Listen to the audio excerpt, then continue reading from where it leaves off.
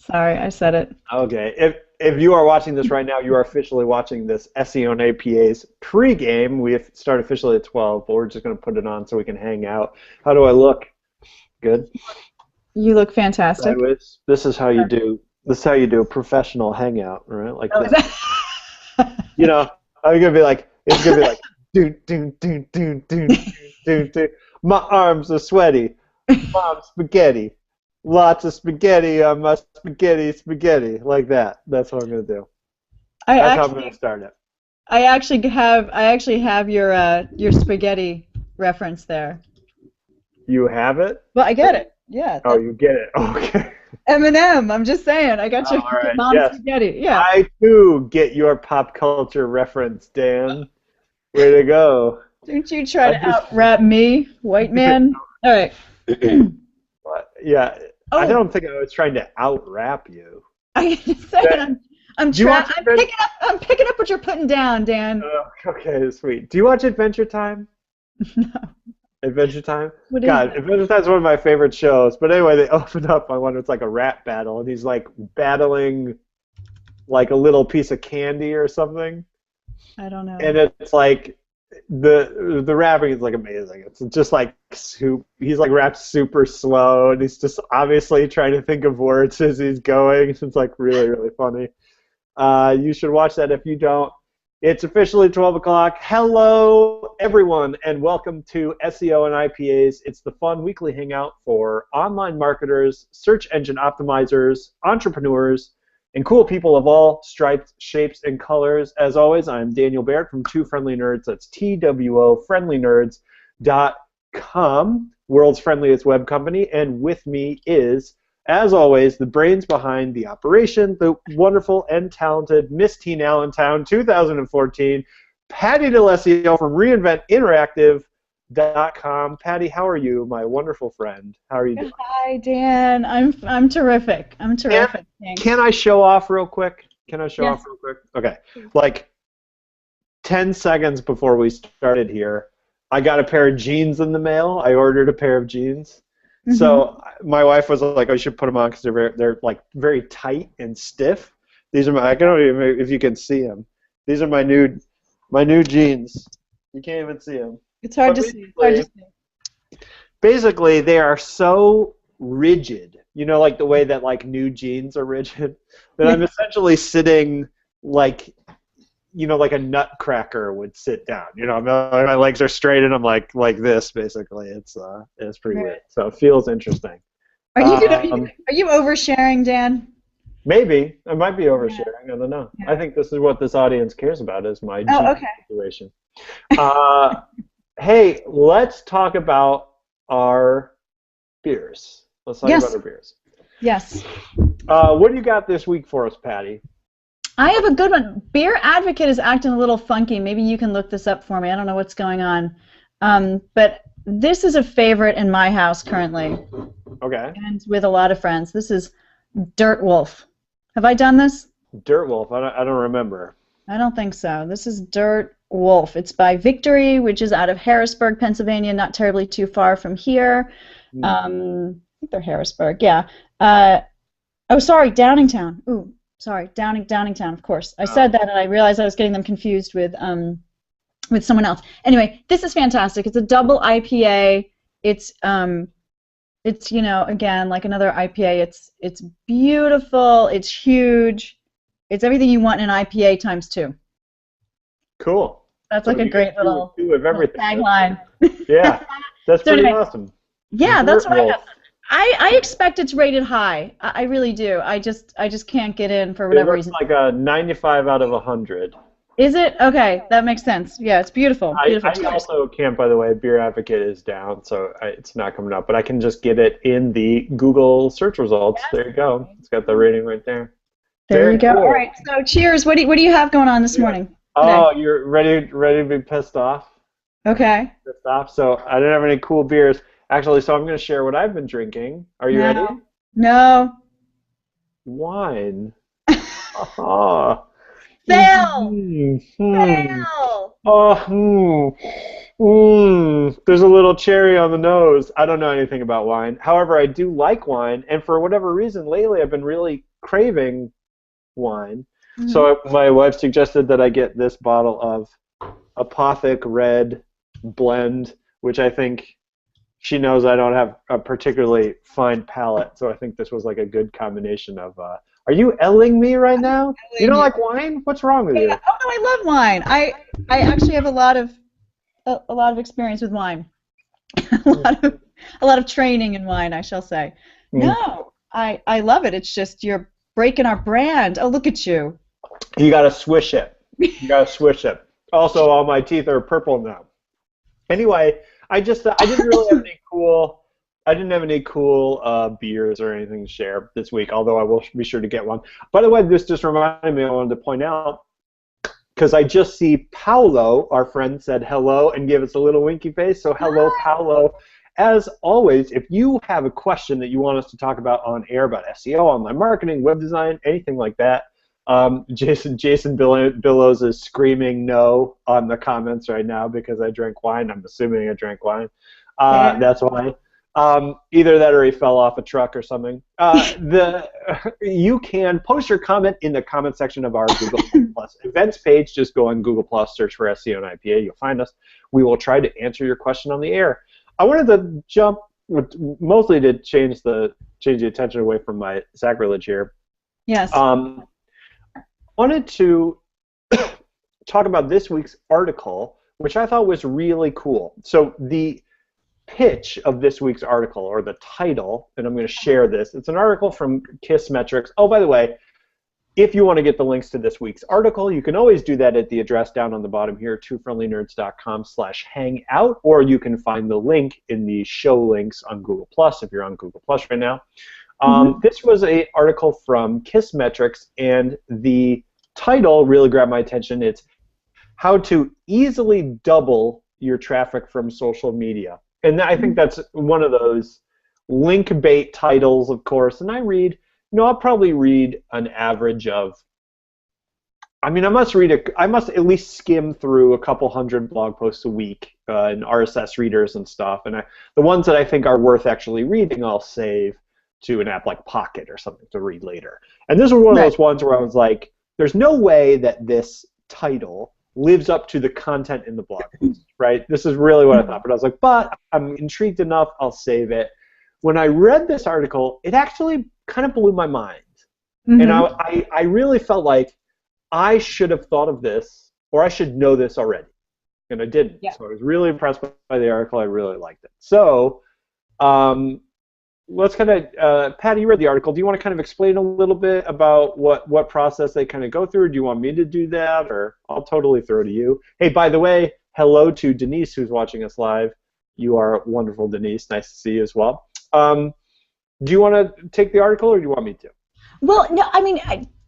Why don't you introduce it, and then we can discuss. Okay. Yeah, kind of right. what the big story is and how it blew your mind.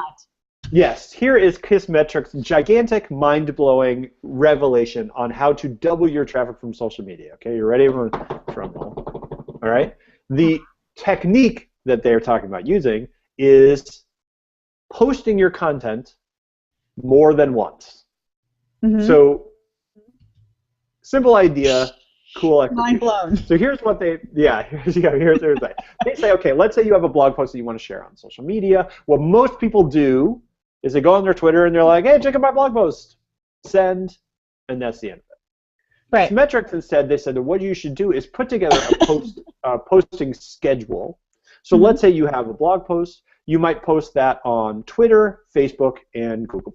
Again, kind of broadening your reach a little bit. So again, we're already kind of, instead of posting just primarily in one place, we're kind of posting to a lot of our social networks. I think people do that. You want to make sure that your posts are unique to that network, so you don't want to just spam the same exact thing. You want to make it special and kind of take advantage of the cool things on each of those social networks. But then they say, okay, but that's just the beginning. You should probably post that link again the next day, because a lot of people probably missed it the first time on all those social things, right? And then you probably want to post it again maybe a week out. So now, instead of just posting to a social network, when you have a blog post, you're making your first blog post, then you're making an additional, or your social media post rather, you're making an additional post the day after, and then you're making an additional post a week out, and then they say like maybe even 3 months out, you should revisit your archives and post again some useful content. And the idea here is that social media is kind of like a river, right? If I load Twitter, you can never see the same Twitter twice, right? You can never stand in the same Twitter. Right. You can never stand in the same Twitter. Anyway, so it's always changing and it's always different, and everybody's seeing all these different things. And if I follow 1 million people, I'm going to miss your post if I don't happen to be on at exactly the right time. But that doesn't mean that I might not be interested in your content, right? So the idea here is that a lot of people feel like posting the same link over, you don't want to do it over and over, but a lot of people feel like posting the same link more than once is spammy, and people are going to be mad at me, and they're going to be irritated that I'm sharing all this content. But if it's really valuable content, you've got to assume that your audience at any particular time is just not the same as the audience that's going to see that link again. They also suggest other things, like, for example, not just posting the exact same message. So let's say the first time right? So let's say the first time you post a message, you're like, hey, check out my blog post, right? And let's say the blog post is how to easily double traffic from social media. We'll use this article as an example. So the first time I might be like, hey, check out my blog post all about doubling your social media traffic. Yep. A month from now or 2 days from now, you might post a link as, are you interested in doubling your social media traffic? Link, right? Right. So it doesn't feel like you're a robot and you're just kind of repeating, which I think is a lot of thing that people worry. Anyway, simple idea. There's not a whole lot to describe really, but I really was kind of surprised that this hadn't occurred to me. And I don't do this. I don't post, sort of classic posts multiple times. I don't post things, one day and then the next and then a week from now. So I was really intrigued by this approach. Patty, I'm really interested in kind of what you thought about this and whether you were already doing this and I'm just an idiot, or whether this was kind of new to you as well. Yeah. Well, can you scroll? I see you have the article up. Would you mind scrolling to where the timeline is? Because I think that they did a beautiful job visualizing the timeline. Let's open this up. So it's lower. Oh, wrong one? No, same article, just No, but I mean that was the wrong picture. Yeah, scroll down. This one. That one. Yeah. So what I like about this is that it's taking into account, Twitter being the one that you could most often, recopy that post on. Where Facebook, right. You go to someone's page, you'd actually see all 5 of those. Post or whatever. So I like this as a schedule, and I also think what the article kind of missed out on is an opportunity to track. So if I were doing this and I wanted to see what worked for my social media audience, those that are following me, on Twitter, I would track each of those so I can see how much traffic is coming from the first time I post it, 2 days, same day, or 2 hours later, right? Next day, next week, next month. I would actually want to be able to prove this model with my unique, audience. Right. Right, Yeah. and it's so easy to do. You just add tracking code to the links as you're reposting, and I especially love the tips that they give on, how to alter and how to change up that same link, that same post, but several times. So it's first post it as new blog post, then ask a question, then cite a fact from the article or the blog, then share a quote, then add an intriguing something. I think that this is a beautiful formula. I'm totally going to bookmark this article and save it, and revert back to it. So I really get it. I have seen this go wrong. I have to say, I have a client who has hired a ghost Twitter company, and it is just ghost poster. Yeah. Ghost poster. I'm not going to say the company, but it might have the word ghost in it. But let's just leave it at that. And it just looks false. It looks wrong. It doesn't. I don't think it's helping her. They repost the same stuff from like a year ago. She had a book that came out a year ago. They're reposting it as my new book, and I'm like, Yeah. Killing me. You know, I Knock it saw off. I follow someone who, if anyone ever wants to check it out, it's not really SEO marketing related, but there's this guy, Ari Meisel, Mm-hmm. who does do he does do business consulting, I guess. He originally got his start in green architecture, green building construction. That's cool. And his whole story is he's an interesting guy if anyone ever gets a chance um, to look him up. I think his brand, his website's called Less Doing, so LESSDOING. You can Google that. But he had like really extreme kind of autoimmune disease and was super thin and just really had a ton of health problems, and then would vacillate between being thin and big, and then he ended up doing like an Ironman triathlon, and now he's like ripped, and he's very much one of these guys where it's like quantified self, optimizing your health kind of person. Anyway, he does a lot of really neat stuff with automating his social media, and he's written about that pretty extensively. And I've taken a lot of his ideas, kind of applied it over to me and my clients.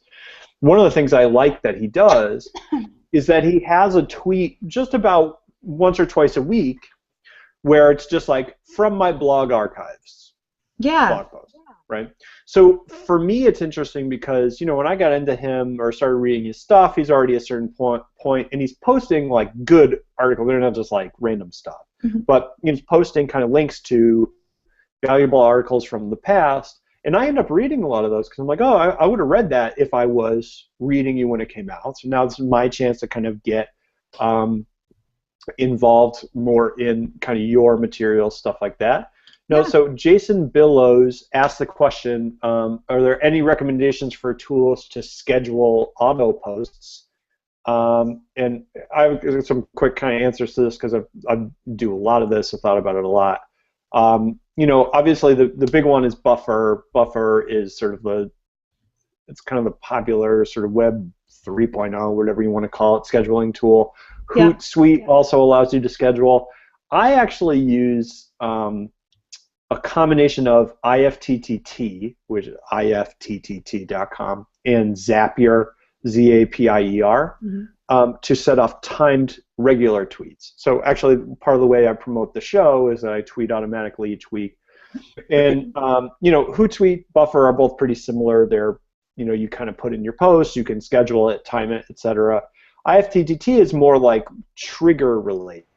So it allows you to set up a recipe. So for example, anytime I post a blog post, I want you to tweet the link to the blog post. Or anytime I have a thing set up where anytime I star an article in Pocket, which is the app I use to read articles, it tweets a tweet that says what I'm reading now, and then a link to the article.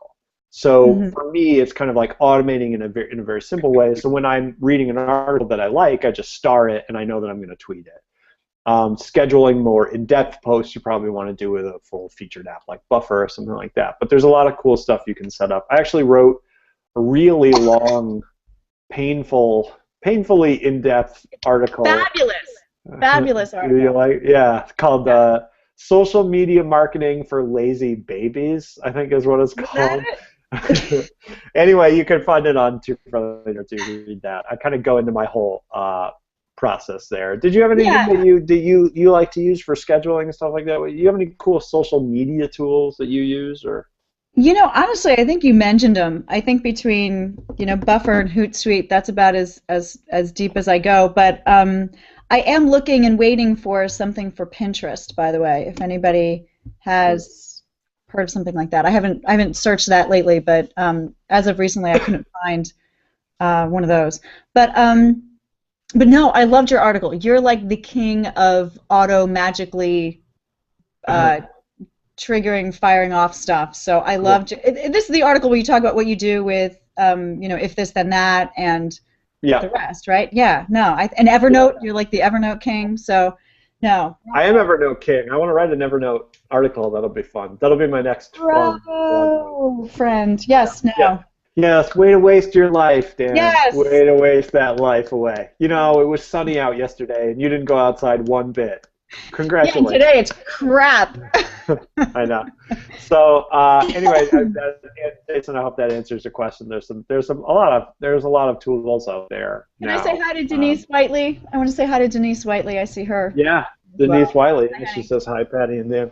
So so that's that. You know, I think for me, my whole kind of approach to social media is primarily that, you know, there are people that are so active on social media. Like we were talking about Gary Vaynerchuk. He thinks I'm funny on the Instagram. Yay! Gary Vaynerchuk knows who you are. I don't know if he exactly knows who I am, if it's him or one of his minions, but he ha something I said this week, which my husband did not think was nearly as cool as I did, but whatever. No. Well, what a husband. No, nothing. That's what they know. They know nothing. But seriously, I'm sorry, I had to say that because you get the significance of that. Yeah, that's very cool. I want Gary Vaynerchuk to think that I'm funny. Gary, if you're watching this, which I'm sure you are because I just drank wine, and you have, I think, a patent on Hangouts for wine. Yeah. Call me. Yeah. So I was going to say, you know, Gary Vaynerchuk. Yeah. Yeah, we talked about people like Gary Vaynerchuk who are super, super active on social media, and that's their primary marketing platform. For I think most people, social media, you know, it can be useful marketing-wise, but it kind of borders on waste of time a lot of the time. Oh. And so for me, you know, yeah. Anything? Does that ever happen? So, you know, your significant other walks in and you're like, oh, I'm marketing my business, and you're just closing Farmville out of the window real quick, you know. So I think the challenge for me and the way I approach it is, you know, I want social media primarily for marketing use and for SEO use and, you know, traffic generation, stuff like that. And I have personal social media that I kind of just tune out at work. But I have a lot of trouble using social media for work. And I think part of the way I get over that and part of the way I'm able to invest time in it without losing myself in it is this idea of having just a framework or a system, right? So it's like anytime I post a blog post, I do these 5 things. Anytime I do a Hangout, these 5 things happen. Anytime I want to share an article or I want to reach out to somebody, this is the way in which I reach out to them. So you can kind of like wake up in the morning and be like, these are the 3 things I need to do, and just kind of do them, schedule them or whatever, and kind of have them happen. I think part of the problem comes from there's so much you could do. There's so many people you can talk to and so many links you can share. It ends up being a little overwhelming. At least that's my impression. And having a system too makes it a lot easier to determine what the payoff is, right? If you're just kind of like hanging out online all the time, it can be hard to figure out if it's actually benefiting you or like, you know, if you just spent that time doing push-ups, you'd be ripped by now or something like that. Yeah, I don't know. Patty, what do you think? Would you be ripped by now? If you spent all your social media time doing push-ups, would you be ripped? And if so, how ripped would you be? Yeah. Yeah? That's what you're going to say? How ripped would you be, Patty? Like the analogy has failed on me, Dan. Anyway, yeah. Listen. We all would be better humans and better people if we carved out only 15 minutes a day to do the nonsense that we spend far too much time on social media, right? I mean, we really would just have a lot more time to get done the important stuff if we prioritized and put social media where it belongs. Having said that, I find it just immensely entertaining. I spend far too much time fucking about on all kinds of social media. So I'm kind of the wrong person to ask. But honestly, I think if if you were to look at my social media activity from the outside looking in, it might appear that I'm doing a lot more of it than I am. Really, I'm on it at traffic lights. I'm on it at meal breaks. I'm on it walking up the stairs. I'm on it helping my kids with homework. You know, whatever. It probably appears that I get nothing done, but really it's all that other time. I love how the examples you use are traffic lights and helping your kids with homework. It's like my kids in at night when they look me in the eyes and tell me they love me. That's what I'm on it. Yeah, whatever. No, yeah. But Yeah, it's yeah, homework's been an issue. So, It's funny. But Shannon, I wanted to point out too, Shannon Myers also pointed out in the question and oh, answer, hi she said, Shannon. yeah, she said a checklist is great for you to give to a VA or virtual assistant like Denise. Yeah, Yeah. So that's yeah, another thing is that in terms of outsourcing or automating, the more systematic it is, the easier it is for you to kind of slot different people in and out, right? So that's a very yeah, good. absolutely. And you know what I end up doing a lot, Dan, honestly, is I create an editorial calendar with, kind of in conjunction with my clients. So as we're looking to either launch an event or an activity or a product or something, there's an editorial calendar. And honestly, what works a lot of the times is just, Google Calendar, the calendar that you're already using, the tool that you're already using. If you can kind of bake in your tasks related to social media, blogging, posting, that kind of thing. Mm-hmm. A tool is useless unless it works for you and you're using it. So, Right. I've seen a lot of spreadsheets, and honestly, this article, I have to say, the guy that wrote this article, do you see where he's coming from? But he actually has what is it? It's a WordPress. Sorry, I don't want to get this wrong. He does some sort of WordPress scheduler for blogging, doesn't he? The writer of this article? Hold on. I didn't. Bottom. It's WordPress editorial calendar. Yeah. Okay. So he's got some skin in this game as far as like scheduling out posts and stuff, but not to take away from his advice, because I think what he's saying is totally valid. But I actually looked into and downloaded his editorial calendar template for 2014 because I thought that could be helpful and I was curious. So I kind of recommend you checking that out. It's actually pretty good. Cool. Yeah. So you're saying check out his WordPress scheduler thing. Well, I can't vouch for the plugin. I'm sure it's just fine too. But no, one of the last links in the article is get a free editorial calendar template. Okay. So I think you just kind of opt into his stuff. Yeah, we should tag him. He should be our new best friend, Garrett Moon. Garrett Moon. Okay. Garrett Moon. Holler. I'm But anyway, no. Are you okay? Good. Good. So, I like it. So he has this editorial calendar. But again, if it's not the calendar that you're already using for everything else for your business, then maybe you need to kind of, mesh those and attach those together. You know what I'm saying? Yeah, I think, I don't know. I'm not much of a calendar person. I mean, I'm a calendar person for appointments and stuff. For to-dos, I don't really use a calendar. But I see why it would be valuable for sure. Yeah. So what do you use? What are your clients? For scheduling? Yeah. I mean, for task-based things, I actually use a system that I love. It's called followupcc, and it's an email because that's where I spend most of my time. So basically, you sign up for followupcc, and what that does is any email you BCC to a date and a time at followup.cc will be returned to your inbox at that time. So, for example, if I'm writing an email to a client and I'm like, oh, great, no problem, you know what? I will have that done by Wednesday. I put in the BCC field of that email that I'm sending to my client, Wednesday, 6 a.m. at followup.cc, and I send the email. Then at Wednesday at 6 a.m., that email comes back to my inbox with the entire email attached to it. So basically what I do is I wake up in the morning, I look at my email inbox, and I have my emails, but I also have tasks in there. Mm-hmm. So for me, that works best because that's where I am.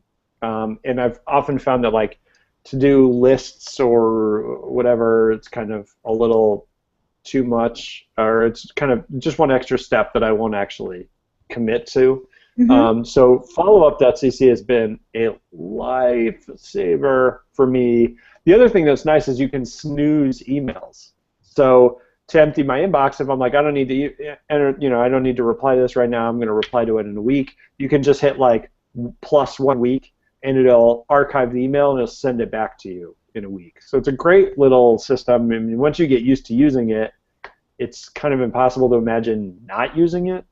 So they really need, and it's like $15 a month or something. It's kind of ridiculous. So I love them. Followup.cc if you ever get a chance.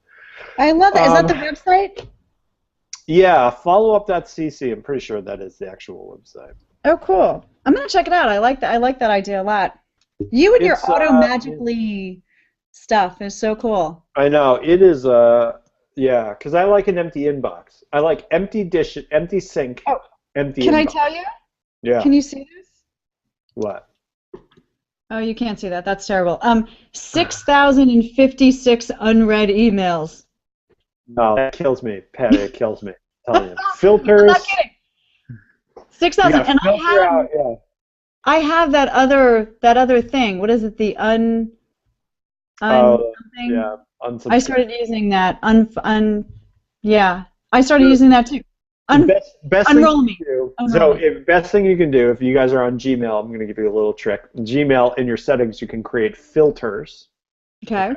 Filters will automatically sort of funnel emails to certain folders depending on what you need. So what I did was I just created an optional folder. So I'm like, these are optional emails, not client emails. And I created a filter for any email that contains an unsubscribe link. Oh. Anything with an unsubscribe link, which is required by the CAN spam law in states, is automatically put in my optional folder. That cut like 4/5 of my email in half. And I check the optional email like once a day or something, but I don't check it all the time. And that leaves just my inbox for personal emails. So it's something cool to check out. If you use Gmail, I love Gmail. That puts us right at 12:30. So we're going to say, man, you're a hero. I need that for my this because I'm a disaster. I need that for my this. Yeah, Sharon says it's unroll.me. That's what I have. Yeah, so I have unroll.me, and I still have 6,000 unread emails. So to get to, I'm a disaster. I'm a complete disaster. But anyway, thank you, Dan. This was so much fun. Yeah, I know. This was a good one. If you are watching this episode, you tuned in late and you want to get the entire thing or check out any of our past episodes, you can do that at twofriendlynerds.com/hangout or just go on YouTube and search for SEO and IPA. You will find us. I guarantee it. As always, Patty, thank you so much for your wonderful time. I was going to say support, but that makes it seem like I just said I'm an addict or something, and that's not really the case. No, thank you. And thanks to everybody for coming by. I love seeing my friends in the Q&A. Totally cool. Yeah, for sure. Q&As really make this fun and interactive for us, so please, if you're watching next week. And you should tune in every week, Wednesday at noon Eastern Standard Time. We will be sure to get to all your questions. Thanks, everybody that watched. As always, I'm Dan Barrett from twofriendlynerds.com. That's TWOfriendlynerds.com, world's friendliest web company. We will see you next week. And as always, people, optimize responsibly. We will talk to you soon. Thanks a lot. Bye-bye. Bye.